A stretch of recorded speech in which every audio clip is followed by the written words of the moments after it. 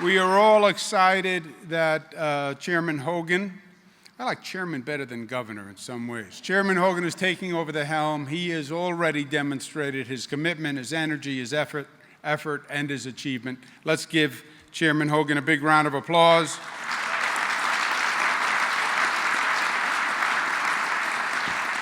And Governor Herbert, the Dean of the Governors, thank you for the hospitality and courtesy. Everything has been beautiful. Governor Herbert.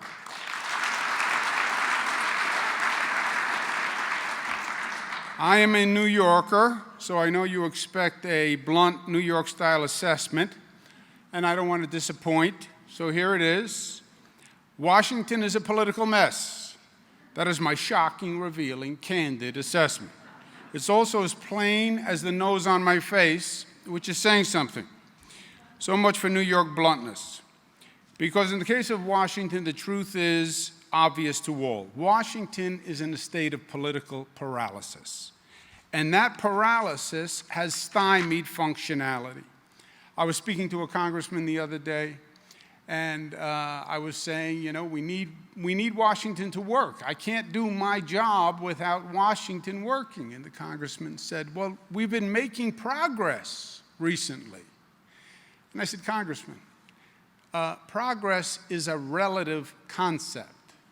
Did you ever hear the story about what the snail said when it went for a ride on the turtle's back? Whee! Yeah.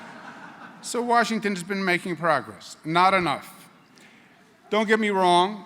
Governors are also good at political pontification, and we have our own political battles. But we also have a day job. We have to keep the lights on, we have to balance a budget, and we have to respond to daily needs. Governors cannot filibuster to solve the opioid epidemic.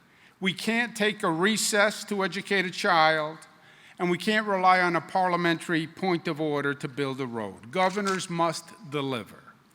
Justice Brandeis spoke about laboratories of democracy. We're beyond that now. Yes, we are still laboratories of democracy. But states are now factories of democracy.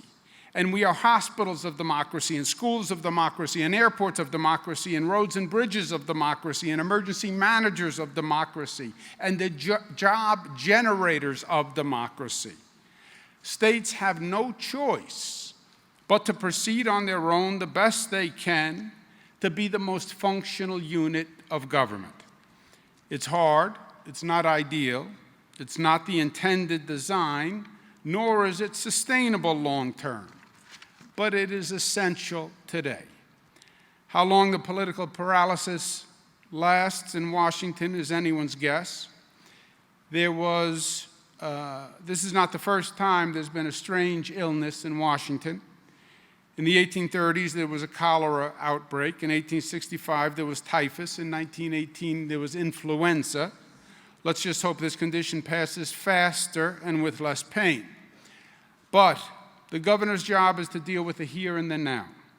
And today the burden falls to us, the states, to get results, to help people to better lives, to solve problems, and to make progress. That is what it is all about at the end of the day.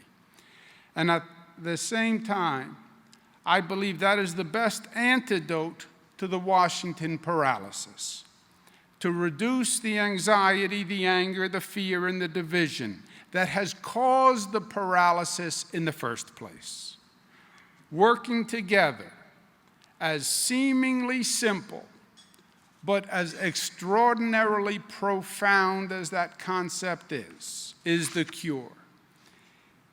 As President of the United States in 1908, former Governor, New York, Teddy Roosevelt, convened the nation's governors to Washington because he understood the states' roles in the essential notion of federalism.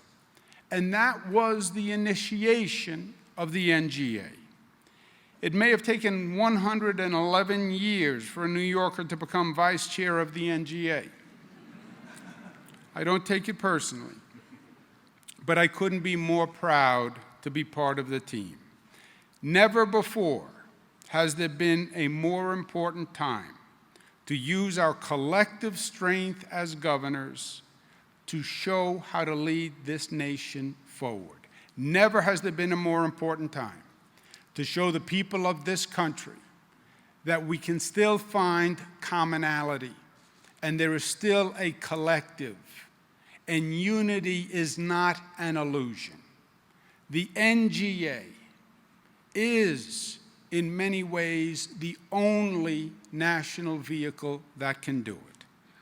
The NGA led the way in 1908, and together, the NGA will lead the way once again. I look forward to working with each and every member of this distinguished body. Thank you.